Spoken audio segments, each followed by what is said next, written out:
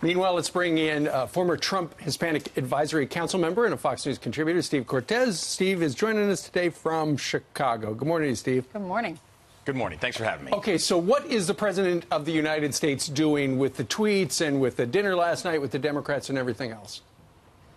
Well, I think he's doing a couple things. One, he's showing, as he did with Hurricane Harvey, that he can reach across the aisle with Hurricane Harvey funding, that he can reach across the aisle when necessary, and that if the Republican leadership isn't going to move quickly enough, he will cobble together a coalition that will move quickly enough. I'm so happy, too, that he's going out into the country. He's traveling to Florida to see hurricane damage, but he's also going to start a barnstorming tour of the country where he's going to take his tax and growth message directly to the people via rallies. This is the president at his best in campaign mode. We need to get tax reform and tax cuts done, and quickly. Steve, we all have a copy of your article that you wrote in Chicago City Wire talking about Congressman Luis Gutierrez, who just was so mad at the president for this DACA deal. So he was calling his chief of staff, John F. Kelly, who is a former general for our country, fought as a Marine, and he said he was a hypocrite who is a disgrace to the uniform that he wears. He has no honor and should be drummed out of the White House. You say he misunderstands what a general does. Explain that to the audience. Right. Look, I think this is a shameful smear from Representative Gutierrez, and he needs to apologize.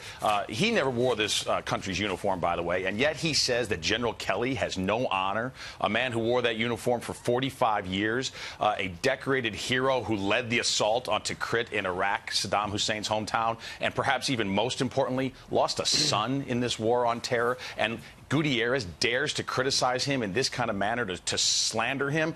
Look, the House has, not only should he apologize, the House of Representatives also has disciplinary procedures, and I call on Paul Ryan to engage in that process. Gutierrez should be reprimanded. He should be censored officially by the House, and I would also say, as an Hispanic, he's a member of the Hispanic caucus of the Congress. Right. That caucus should also reprimand him and disavow his shameful comments. So not only is he not apologizing, yesterday he said about the general, who's now chief of staff, who I don't think sets policy.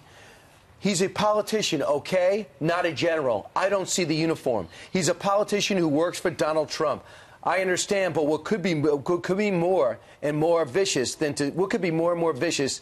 to say you got 6 months to pack your bags and to leave the United States of America. No. What you do is lead Congress towards a solution to this issue. You have 6 months to make it work. Be accountable for something.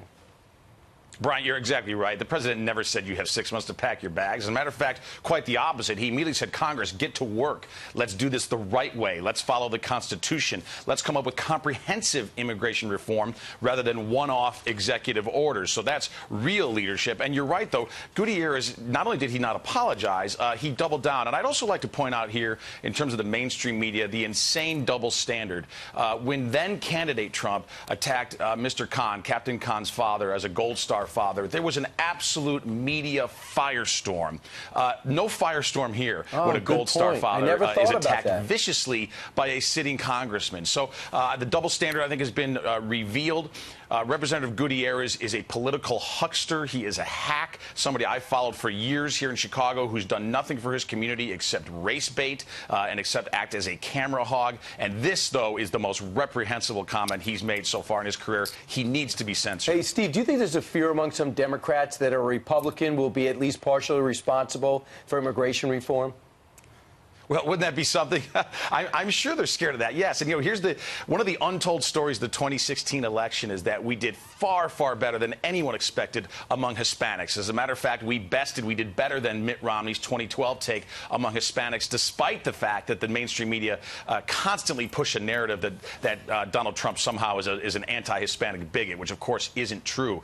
If Trump can now deliver on comprehensive immigration reform, something I believe can happen and can be bipartisan, and becomes the first president to not just talk about that, but actually do it, I believe we will win the Hispanic vote in 2020. And you better believe that the Democrats are extremely nervous about the potential of what we can do if we pass comprehensive immigration reform. All right. Steve Cortes joining us from the windy city of Chicago, talking about the president and so much more. Sir, thank you very much. Thank you, Steve. Thank you.